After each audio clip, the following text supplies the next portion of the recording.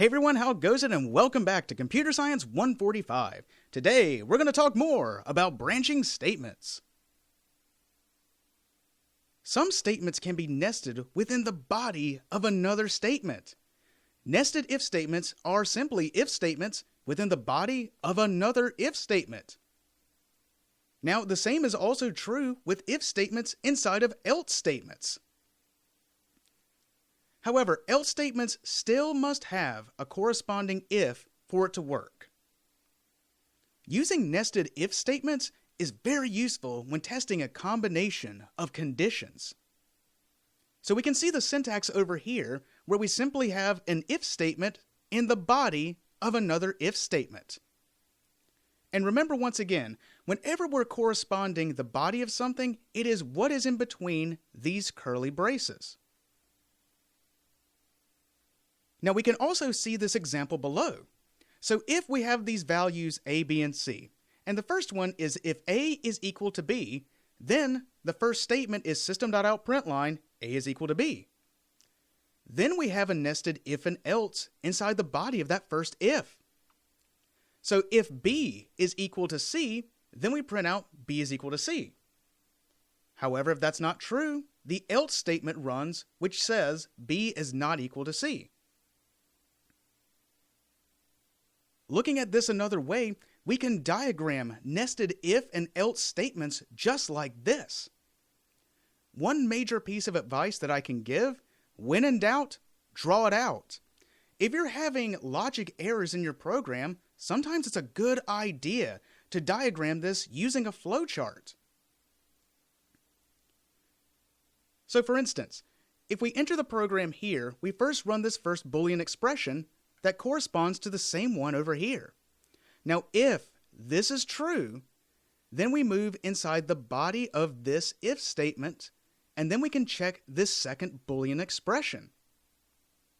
Now, if this is true, and also this is true, then we run the body of this nested if.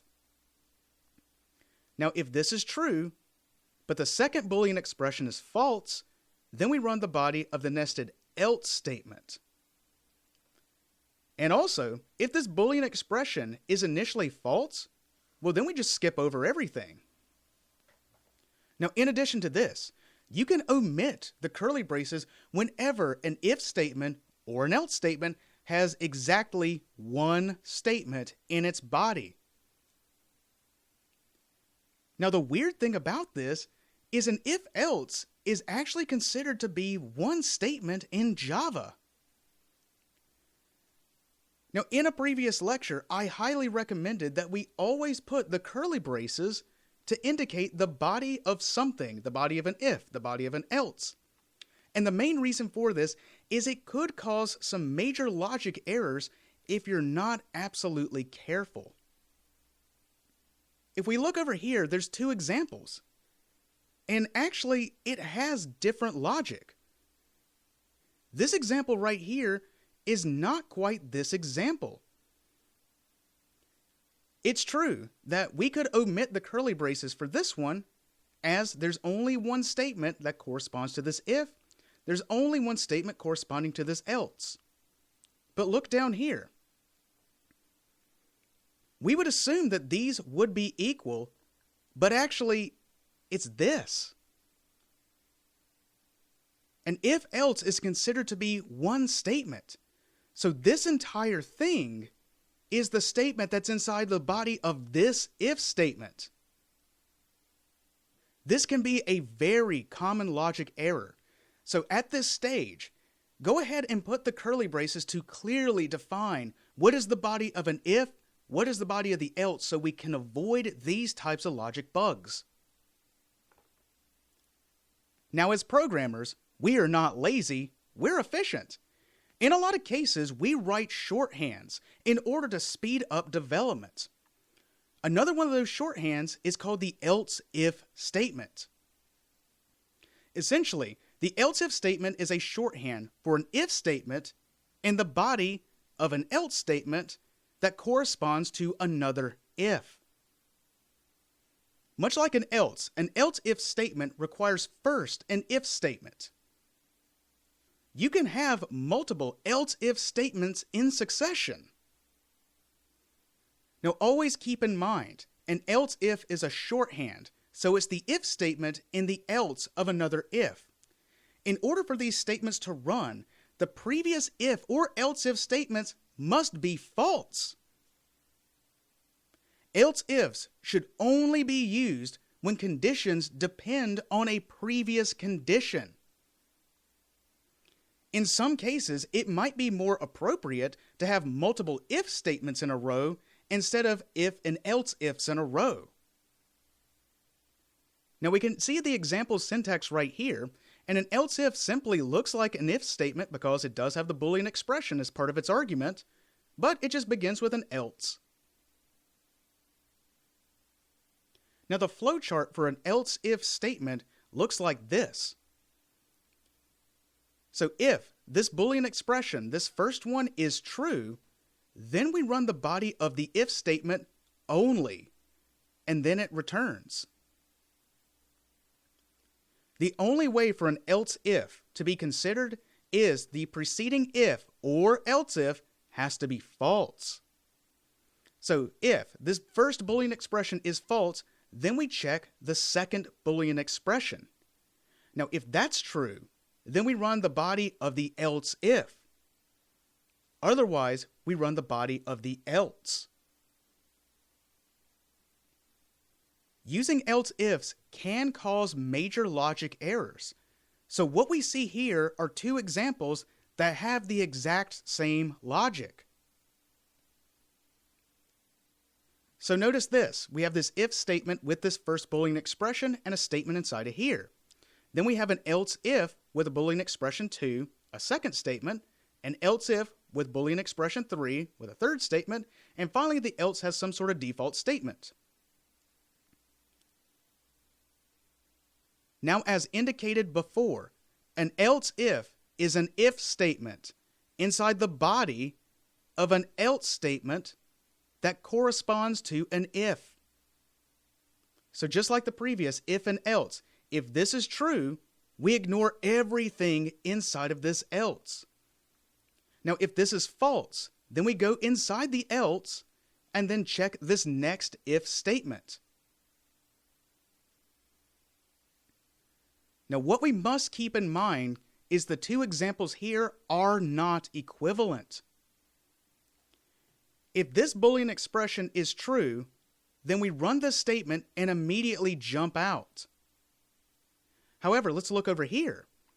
If this first Boolean expression is true, well, then we check the next Boolean expression.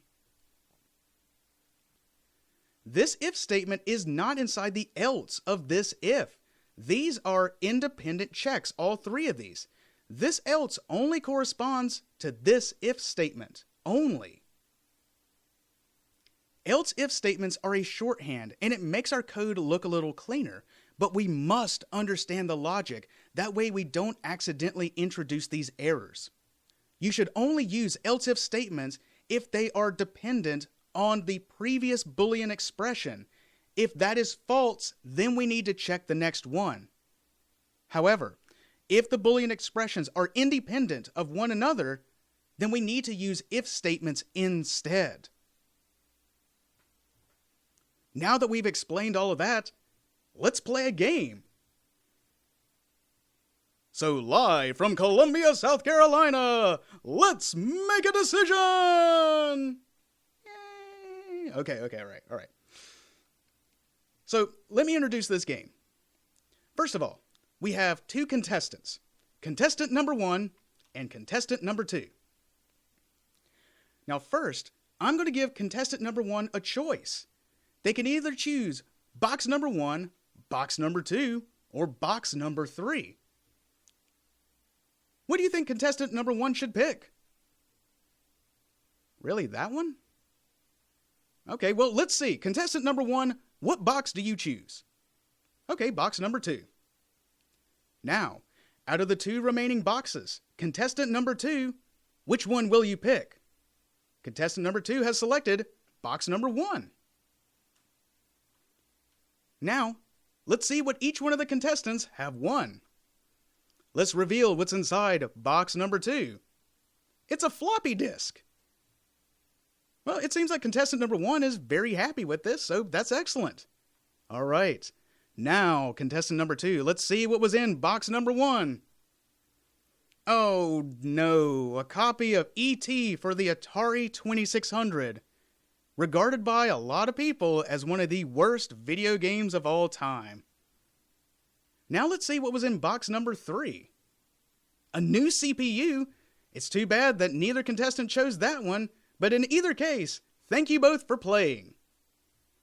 Now that we've seen that game example, let's do the exact same thing, but inside of code.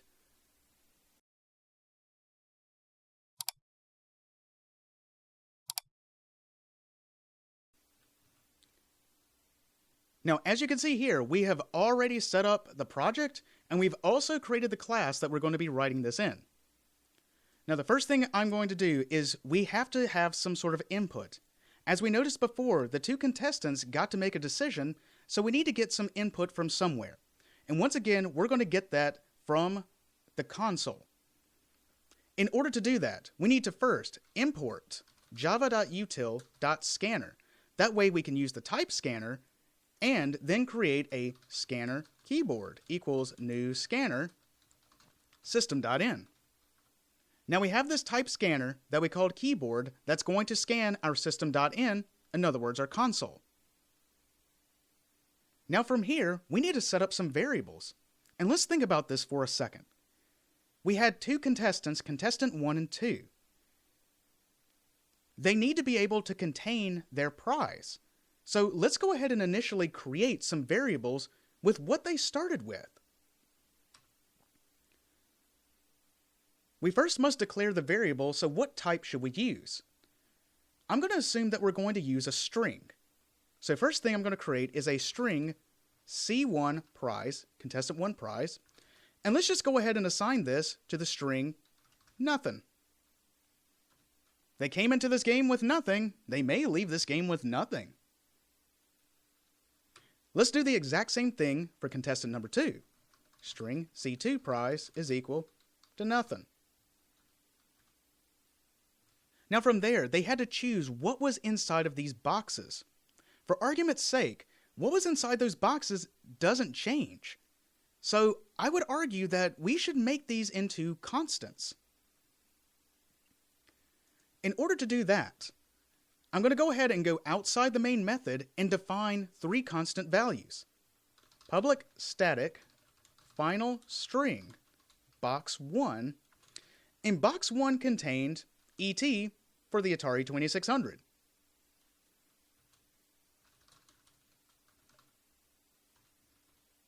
Now let's create another one. Public static final string box 2.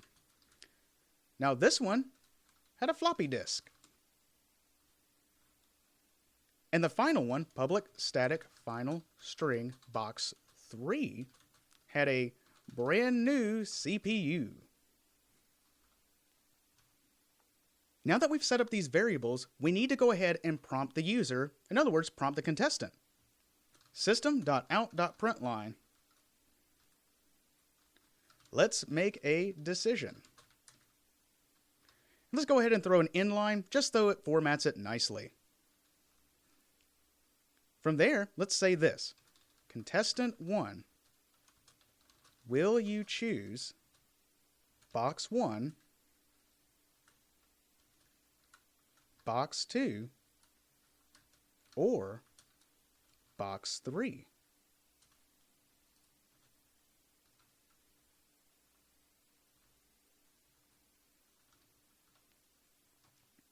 Now we use the slash quote in order to literally put the quotes in there.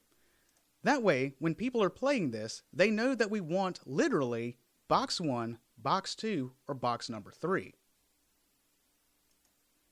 So now we need to store their answer somewhere, and since we're using strings, let's assume that we're going to use a string again. String answer is equal to, now we need to capture that input from the console. So let's use keyboard.nextLine. Now based on their answer, we need to be able to make some decisions. So let's just assume that contestant 1 actually chose box number 1 first. We need to check for that, and whenever we need to make a decision, we need to utilize an if statement. So if, inside the arguments, in other words, inside of the parenthesis of this if statement, we need to put some sort of Boolean expression. In other words, something that gives us a true and a false value.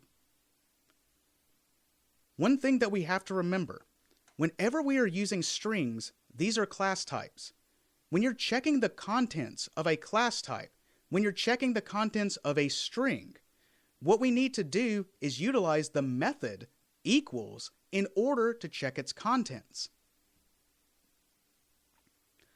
So I'm going to use the string answer, and I'm going to then call the method equals ignore case.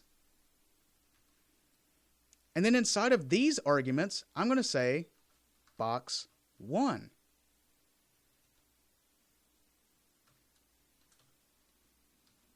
So now, if contestant number 1 chose box number 1, then let's go ahead and assign what is stored inside of here, inside of the contestant 1 prize.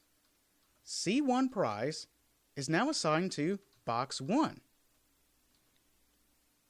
Oh, but hold on, I just noticed something. I didn't follow the standard format for writing constants. I'm going to go ahead and edit this.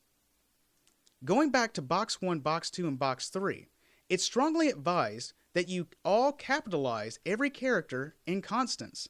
That way, we know they're constants.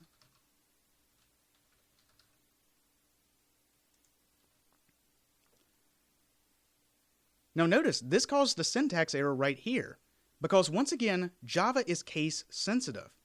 This would be considered a different variable identifier from that. So we need to make sure this matches that.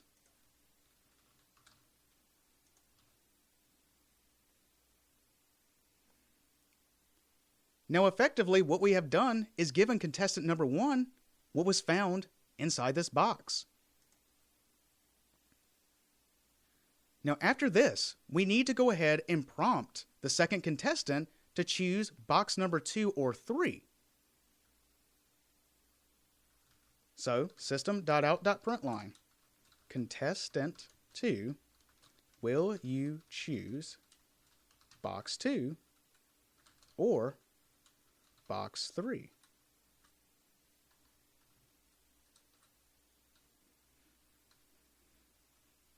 Now, just like contestant number 1, we need to basically get their input. Well, here's the thing. We could either create a brand new variable that's a string, or in this case, we can reuse what we have here. Contestant number 1 has already answered. So let's go ahead and use this again for contestant 2. Answer is assigned to keyboard.nextLine. Now, inside of this if statement, we're going to write some nested if statements. So now, contestant number 2, if their answer dot equals ignore case, box 2. Then inside of here, we assign C2 prize is equal to box 2. However, maybe contestant number 2 didn't choose box number 2. They chose box number 3. It feels like that decision is based on this one being false. They can't choose both, so they have to choose one or the other. So if this is false, then we have to go to an else. But we have to check if this answer dot equals ignore case, box 3.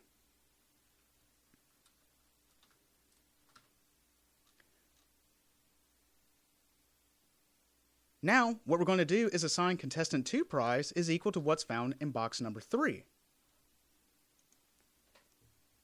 Now, we're almost done, but there might be a case that has not even been considered. What if contestant number 2 didn't choose either? They didn't pick box 2 or box 3. So in other words, If this is false and this is false, then by default, we land into this else. So if they didn't choose box 2 or box 3, so they just gave us an invalid input, well, it's system.out.println. That's not valid. You get nothing.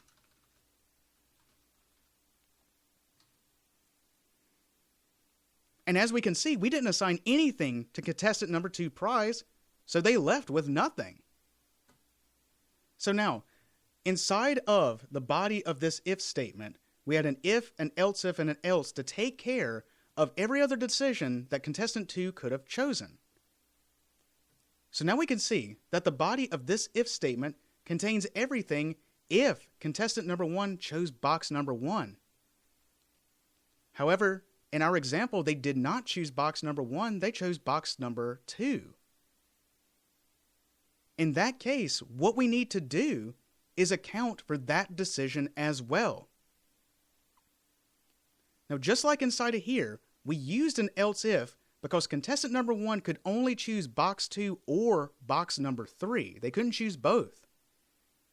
The same thing applies with this one, with contestant number 1.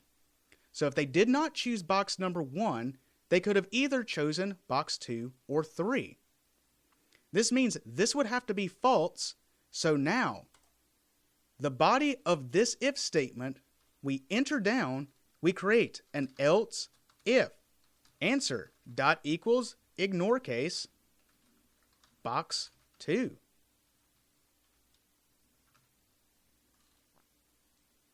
So now we have to run a very similar procedure, except we have to account for contestant 1 choosing box number 2.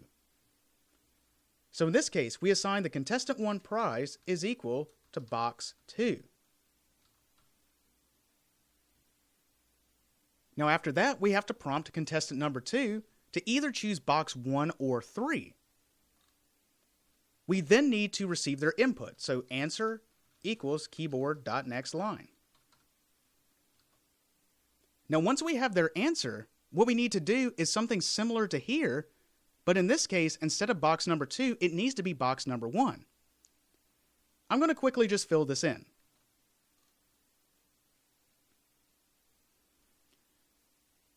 Now we can see, if contestant 1 chose box number 2, we ask contestant 2 to choose box 1 or 3. Now if contestant number 2 chose box 1, then we assign the box 1 prize or the box 3 prize, and if they chose neither, they get nothing. But wait, that's not all. Maybe contestant 1 chose box number 3. So now we got to account for every one of those combinations. Now once again, I'm going to very quickly fill this in.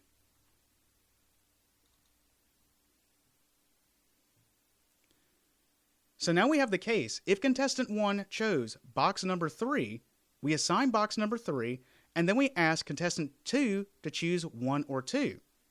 Then, if they chose 1, assign them box number 1, chose 2, assign box number 2. And if they chose neither, you get nothing. However, we're still not quite done.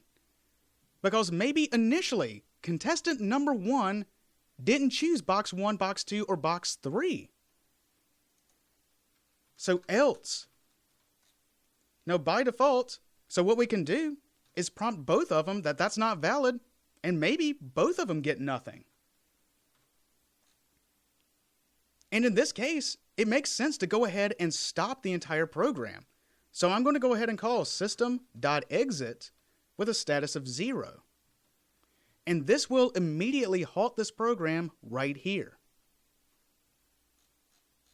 Now, assuming that didn't happen, at the very end, what we're going to do is reveal what they won. So we're going to say system.out.println contestant 1 won, and we're going to append C1 prize. Then we're going to do an end line, and then contestant 2 won plus C2 prize.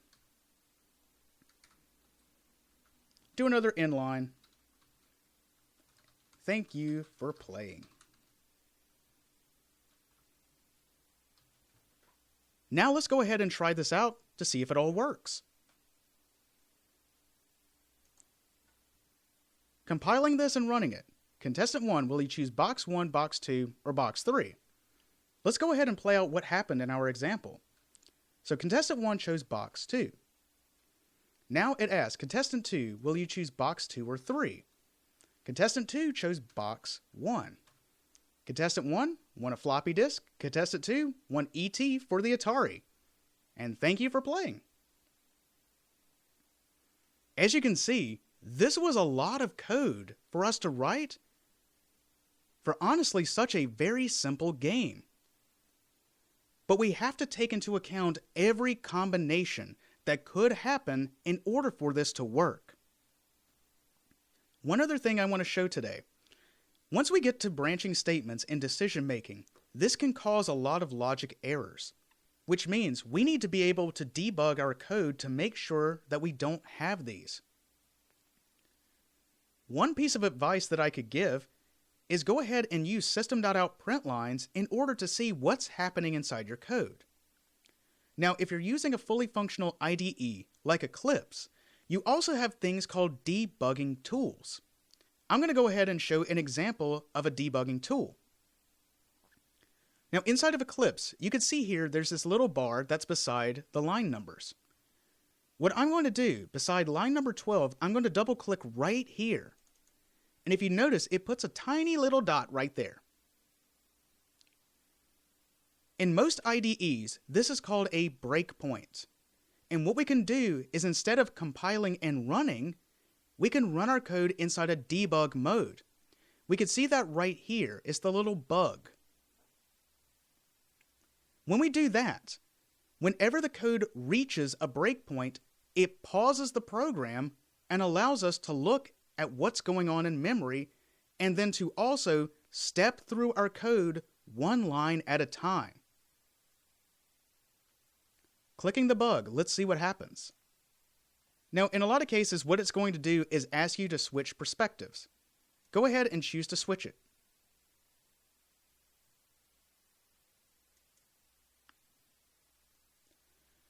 Now, this is the debug perspective.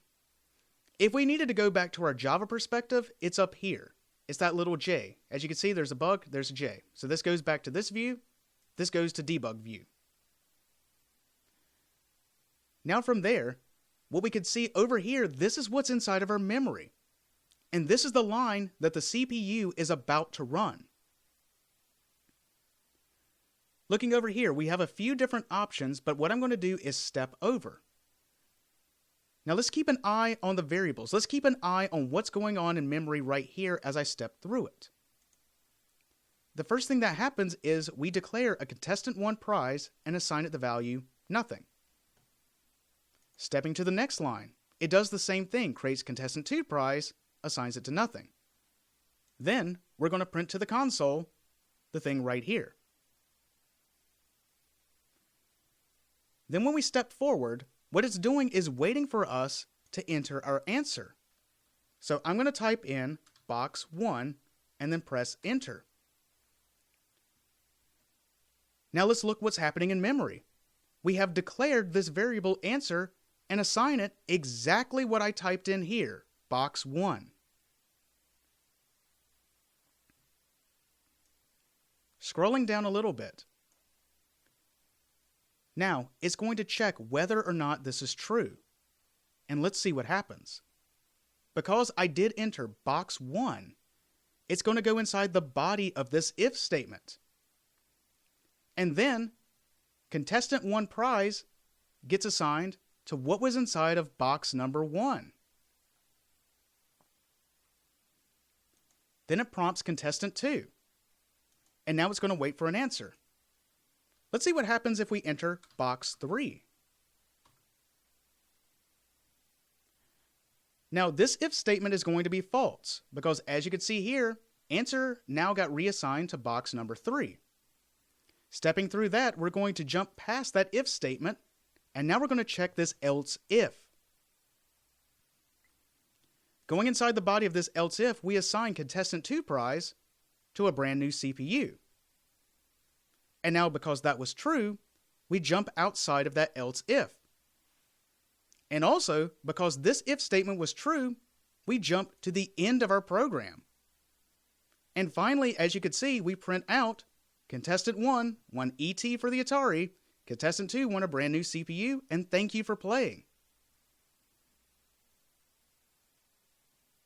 Switching back our perspective, the key idea to keep in mind, an else if is an if statement that's in the body of the else part of another if statement. In our example, because this was true, we ran what was inside of this if statement and then immediately jumped outside of it to the end. Now, there's only a few more details that we need to go over.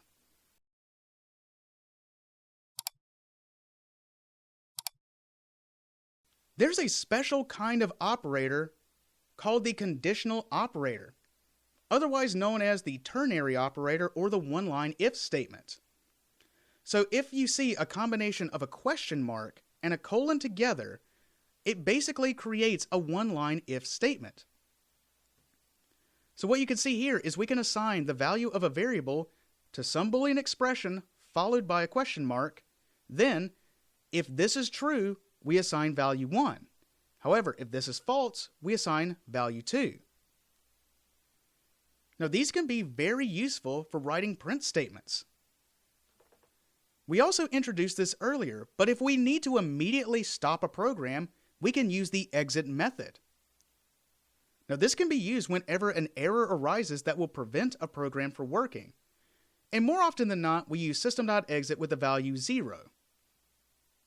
Now, speaking of operators, we have to understand that there are precedence rules for a lot of the new operators that we have discussed. It's not as simple as just using parenthesis, addition, subtraction, division, and multiplication. It's much more broad in computing. Like for instance, we have a classification of operators called unary. In this case, the plus and the minus mean positive or negative. The other unary operators are plus plus, minus minus, and the not operator. From there, we have binary arithmetic operators, which in this case is multiplication, division, and mod. We also have another classification of binary arithmetic operators that is plus and minus. From there, we have Boolean operators like strictly less than, strictly greater than, less than or equal to, or greater than or equal to. That's followed by equals and not equals. We also have the Boolean operators, but the ones that we really need to keep in mind is the and the or. The and operator takes precedence over the or operator. Java uses what's called short circuit evaluation.